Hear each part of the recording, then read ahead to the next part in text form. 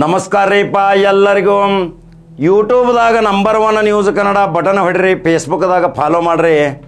ಉತ್ತರ ಕರ್ನಾಟಕ ಮತ್ತು ಕಲ್ಯಾಣ ಕರ್ನಾಟಕದ ರಾಜ್ಯಾದ್ಯಂತ ತುಂಬ ಕುತೂಹಲ ಕೆರಳಿಸಿರುವ ವಕಫ್ ಚುನಾವಣೆಯ ಅಭ್ಯರ್ಥಿಯ ವಿಶ್ಲೇಷಣೆಯೊಂದಿಗೆ ಬಂದಿದ್ದೀನಿ.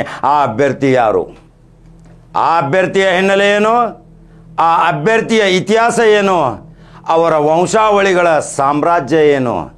ಇಂಥ ಮಹಾನ್ ವ್ಯಕ್ತಿಗಳು ಯಾವ ಸೂಫಿ ಸಂತರ ಸಜ್ಜಾದೆಗಳ ಬಳುವಳಿಯಿಂದ ಬಂದಂಥ ರಕ್ತ ಸಂಬಂಧಿಗಳಾದಂಥ ಇದೇ ಉತ್ತರ ಕರ್ನಾಟಕದಲ್ಲಿ ಕರ್ನಾಟಕ ರಾಜ್ಯವೇ ಇವತ್ತು ದರ್ಶನ ಮಾಡಲಿಕ್ಕೆ ಹೋಗತೈತಿ. ಗುಲ್ಬರ್ಗಾದ ಖಾಜಾ ಬಂದೇ ನವಾಜ್ ಸೂಫಿ ಸಂತರು, ಆ ಖಾಜಾ ಬಂದೇ ನವಾಜ್ ಸೂಫಿ ಸಂತರ ಸಜ್ಜಾದೆಯಾದಂಥ ಅಲಿಬಾಬಾ ಹುಸೇನಿ ಅವರು ಅಮೇರಿಕಾದಲ್ಲಿ ವಿದ್ಯಾಭ್ಯಾಸ ಮಾಡಿದಾರ. ಕೆನಡಾ ಯೂನಿವರ್ಸಿಟಿಯಲ್ಲಿ ಉನ್ನತವಾದ ಪದವಿಯನ್ನು ತೆಗೆದುಕೊಂಡು ಇದೇ ಗುಲ್ಬರ್ಗಾಕ್ಕೆ ಬಂದು ಅಲ್ಲಿ ಅನೇಕ ಶಿಕ್ಷಣ ಸಂಸ್ಥೆಗಳನ್ನು ತೆರೆದು ಇವತ್ತು ಮೆಡಿಕಲ್ ಕಾಲೇಜು ಮತ್ತು ಇಂಜಿನಿಯರಿಂಗ್ ಕಾಲೇಜುಗಳನ್ನು ತೆಗೆದು ಕರ್ನಾಟಕ ರಾಜ್ಯದಲ್ಲಿ ಖಾಜಾ ಬಂದೇ ನವಾಜ್ ಸಂಸ್ಥೆ ಬಹಳ ಹೆಮ್ಮರವಾಗಿ ಬೆಳೆದಂಥ ಆ ಸಂಸ್ಥೆಯ ಮುಖ್ಯಸ್ಥರಾದಂಥ ಅಲಿಬಾಬಾ ಹುಸೇನಿ ಸಜ್ಜಾದೆ ಸೈಯದ್ ಅವರು ಇವತ್ತು ಇದೇ ಬರುವ 19ರಂದು ಕರ್ನಾಟಕ ರಾಜ್ಯ ಇವತ್ತು ಉನ್ನತ ಸ್ಥಾನಕ್ಕೆ ಹೋಗಬೇಕು. ಈ ಮುಸ್ಲಿಂ ಸಮುದಾಯದ ಆಸ್ತಿ. ಈ ಅಲಿಬಾಬಾ ಸೈಯದ್ ಹುಸೇನ್ ಸಜ್ಜಾದೆ ಕರ್ನಾಟಕ ರಾಜ್ಯದ ವಕಫ್ ಚುನಾವಣೆಗೆ ಸ್ಪರ್ಧೆ ಮಾಡಿದಾರ. ಯಾರೂ ಊಹಿಸಿರಲಿಲ್ಲ ಇಂಥ ವ್ಯಕ್ತಿಗಳು ಇಂಥ ಹುದ್ದೆಗೆ ಬಂದಿದ್ದಾರೆ ಅಂದಮೇಲೆ 1049 ಮತಗಳು ನೇರವಾಗಿ ಅಲಿಬಾಬಾ ಸೈಯದ್ ಹುಸೇನಿಯವರ ಖಾತೆಗೆ ಜಮಾ ಆಗಬೇಕಲ್ರಿ.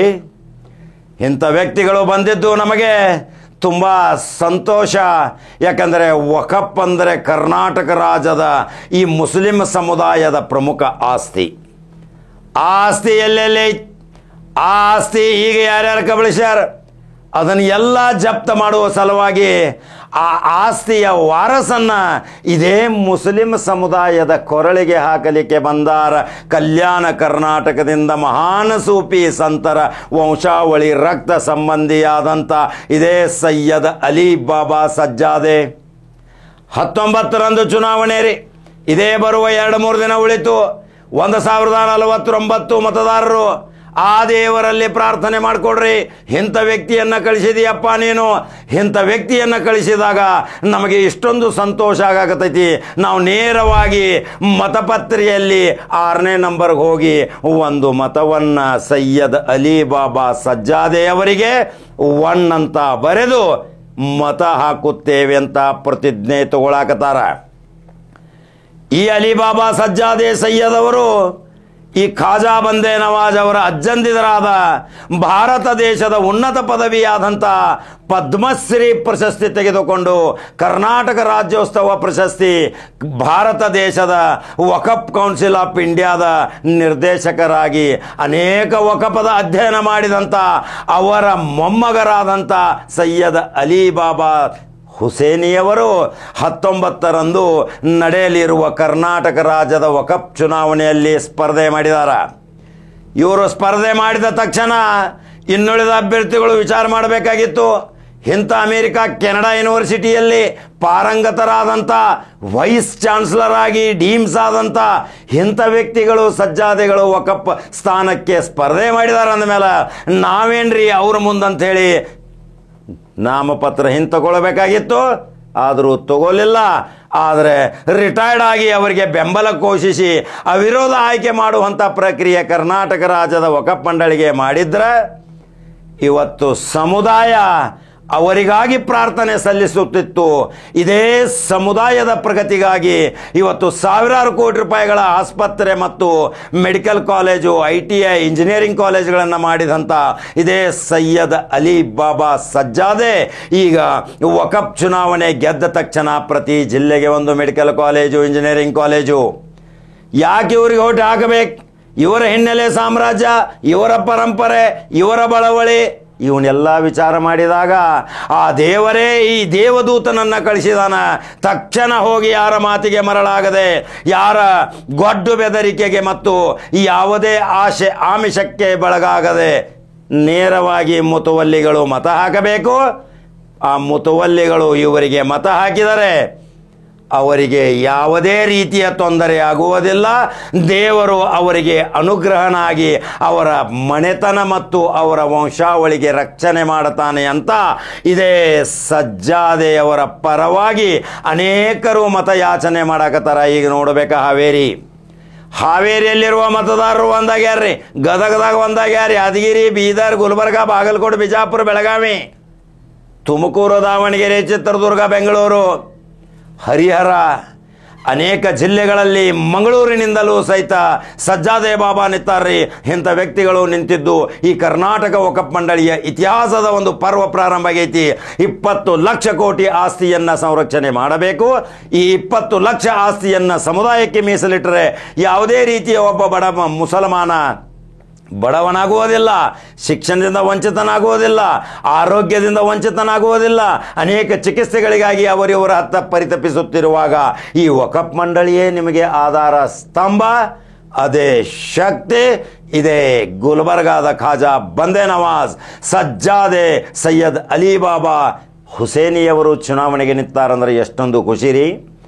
ಬೆಳಗಾವಿ ಜಿಲ್ಲೆಯಲ್ಲಿ ಇರುವಂಥ 56-57 ಮತಗಳು ಈಗಾಗಲೇ ಅವರ ಬುಟ್ಟಿಗೆ ಬಿದ್ದಾವ. ವಚನ ತಗೊಂಡಾರ, ಎಲ್ಲರೂ ಪ್ರಮಾಣ ಮಾಡ್ಯಾರ. ಇಂಥ ಸಜ್ಜಾದೆಗಳು ಅವರ ಮುಖ ನೋಡಿದರೆ ಎಷ್ಟೊಂದು ಪ್ರೀತಿ ವಿಶ್ವಾಸ ಬರ್ತೈತಿ, ಅವರ ಮೇಲೆ ಎಷ್ಟೊಂದು ಒಂದು ಕರುಣೆ ಬರ್ತೈತಿ.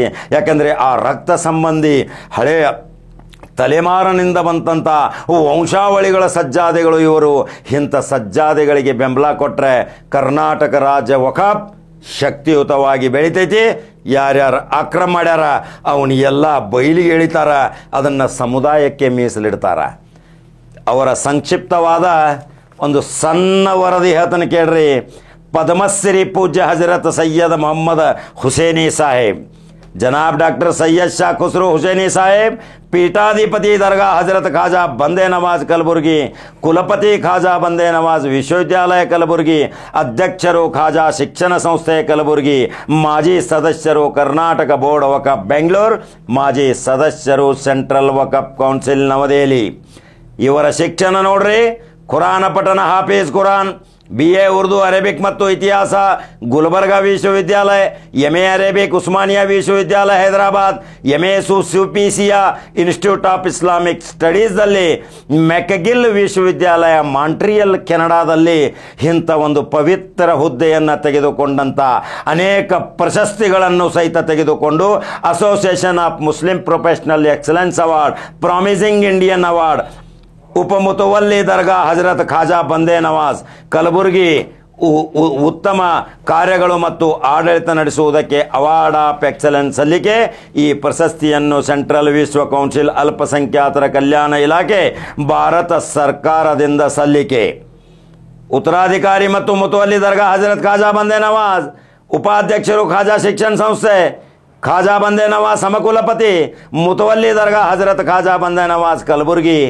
ಇಂಥ ಮಹಾನ್ ಸೂಫಿ ಸಂತರ ರಕ್ತ ಸಂಬಂಧಿಯಾದಂಥ ಅಲಿ ಬಾಬಾ ಸೈಯದ್ ಖಾಜಾ ಬಂದೇ ನವಾಜದ ವಂಶಾವಳಿಯವರು ಚುನಾವಣೆಗೆ ನಿಂತಾರಂದ್ರೆ ವಕಫ್ ಬಗ್ಗೆ ಅಧ್ಯಯನ ಮಾಡಿರ್ತಾರೆ. ಯಾರು ಚುನಾವಣೆಗೆ ಅರ್ಹರು, ಯಾರು ಚುನಾವಣೆಗೆ ಅನರ್ಹರು, ವಕಫ್ ಅಂದರೇನು, ವಕಫದ ಅಧ್ಯಯನ ಮಾಡಬೇಕು. ಕೇವಲ ಐಷಾರಾಮಿ ಜೀವನ ಮಾಡ್ಕೊಂಡು ಕಾರ್ ಗಾಡಿ ತಿರುಗಾಡ್ಕೊಂಡು ಮೋಜು ಮಜಾ ಮಸ್ತಿ ಮಾಡುವಂಥ ವಕಫ್ ಬೋರ್ಡ್ ಅಲ್ಲ. ವಕಫ್ ಬೋರ್ಡ್ ಮುಸ್ಲಿಂ ಸಮುದಾಯದ ಬಳುವಳಿಯಾಗಿ ಅನೇಕರು ದಾನ ಧರ್ಮದ ಮುಖಾಂತರ ಆಸ್ತಿ ಕೊಟ್ಟವರು, ಅವರ ಆತ್ಮಕ್ಕೆ ಶಾಂತಿ ಸಿಗಬೇಕಾದ್ರೆ ಸಜ್ಜಾದೆ ಸೈಯದ್ ಅಲ್ ಹುಸೇನಿ ಬಾಬಾ ಅವರು ಅಲಿ ಬಾಬಾ ಚುನಾವಣೆಗೆ ನಿಂತಾರ. ಬಹುಮತದಿಂದ ಆರಿಸಿ ತರಬೇಕಲ್ರಿ. ಕರ್ನಾಟಕ ರಾಜ್ಯದ 1049 ಮತಗಳು ಇವತ್ತು ಸೈಯದ್ ಅಲಿ ಬಾಬಾ ಹುಸೇನಿ ಇವರಿಗೆ ಕಟ್ಟಿಟ್ಟ ಬುತ್ತಿಯನ್ನಾಕತ್ತಾರ. ಇಂಥ ವ್ಯಕ್ತಿಗಳು ರಾಜ್ಯದ ಮುಖ್ಯ ಈ ಚುನಾವಣೆಯ ಪ್ರಮುಖ ಗಾದಿಗೆ ಕೂತರೆ ಎಷ್ಟೊಂದು ಖುಷಿ ಅಲ್ರಿ. ಹಾಗಾದ್ರೆ ಕರ್ನಾಟಕದ ಮುತುವಲ್ಲಿಗಳೇ, ನಿಮ್ಮ ಮತವನ್ನು ಮೀಸಲಿಡ್ರಿ. ಇಂಥ ಬಂದೇ ನವಾಜ್, ಖಾಜಾ ಬಂದೇ ನವಾಜದ ರಕ್ತ ಸಂಬಂಧಿಗಳ ಪ್ರೀತಿ ಪ್ರಶಂಸೆಗೆ, ಅವರ ಆಶೀರ್ವಾದಕ್ಕೆ ಪಾತ್ರರಾಗ್ರಿ. ಅವರು ಯಾವಾಗಲೂ ನಿಮ್ಮ ತಲೆ ಮೇಲೆ ಕೈ ಇಡ್ತಾರೆ. ತಲೆ ಮೇಲೆ ಕೈ ಇಡ್ದ ತಕ್ಷಣ ನೀವು ಪಾವನ ಆಗ್ತೀರಿ. ಇಂಥ ಪಾವನ ಪುರುಷರು ವಕಫ್ಗೆ ನಿಂತಾರಂದ್ರೆ ಎಷ್ಟೊಂದು ಹೆಮ್ಮೆ ರೀ. ಬೆಳಗಾವಿ ಜಿಲ್ಲೆಯಲ್ಲಿ ಅನೇಕ ಕಾರ್ಯಕರ್ತರು ಈಗಾಗಲೇ ಎಲ್ಲರಿಗೂ ಮನವರಿಕೆ ಮಾಡಕತ್ತಾರ. ಬೆಳಗಾವಿ, ಧಾರವಾಡ, ಬಾಗಲಕೋಟೆ, ಬಿಜಾಪುರ, ಗುಲ್ಬರ್ಗ, ಬೀದರ್, ಗದಗ ಮತ್ತು ಹಾವೇರಿ, ತುಮಕೂರು ಮತ್ತು ಚಿತ್ರದುರ್ಗ, ಬೆಂಗಳೂರು, ಬಳ್ಳಾರಿ, ಅನೇಕ ಯಾದಗಿರಿ ಜಿಲ್ಲೆಗಳಲ್ಲಿಯೂ ಸಹಿತ ಮತಗಳ ಕ್ರೋಢೀಕರಣ ನಡೆದೈತಿ. ಎಲ್ಲಿ ಈ ಅಲ್ ಹುಸೇನಿ, ಅಲಿಬಾಬಾ ಎಲ್ಲಿ ಕಾಲಿಡಾತಾರ, ಜನವೋ ಜನ ಮೊಟ್ಟ ಮೊದಲನೇ ಬಾರಿಗೆ ಇಂಥ ಹುದ್ದೆ ಕೊಡಬೇಕನ್ನೋದು ತೀರ್ಮಾನ ತಗೊಂಡಾರ. ಅಂದಮೇಲೆ ವಕಫದ ಅಧ್ಯಯನ ಮಾಡಿದವರಲ್ರಿ. ವಕಫ್ ಯಾವ ರೀತಿ ಉಪಯೋಗ ಆಗಬೇಕು, ವಕಫ್ ಅಂದರೇನು, ವಕಫದ ಅರ್ಥ ತಿಳ್ಕೋಬೇಕು. ಆ ವಕಫದ ಅರ್ಥ ಗೊತ್ತಿಲ್ಲದವರು ರಾಜಕಾರಣಿಯ ಮುಖಾಂತರ ನಾವು ಆ ಹುದ್ದೆಗೆ ಅಲಂಕಾರ ಮಾಡಿದರೆ ಆ ಹುದ್ದೆಗೆ ಕಳಂಕಿತ ವ್ಯಕ್ತಿಗಳು. ಈ ಉಸ್ಮಾನಿಯಾ ಇವರು ಯೂನಿವರ್ಸಿಟಿಯಲ್ಲಿ ಪಾರಂಗತರಾದವರು, ಗುಲ್ಬರ್ಗಾದ ಖಾಜಾ ಬಂದೇ ನವಾಜ ವಂಶಾವಳಿಗಳು. ಇಂಥವರಿಗೆ 1049 ಮತಗಳಲ್ಲಿ 1 ಮತ ಸಹಿತ ಬೇರೆಯವರಿಗೆ ಹೋಗಬಾರ್ದು.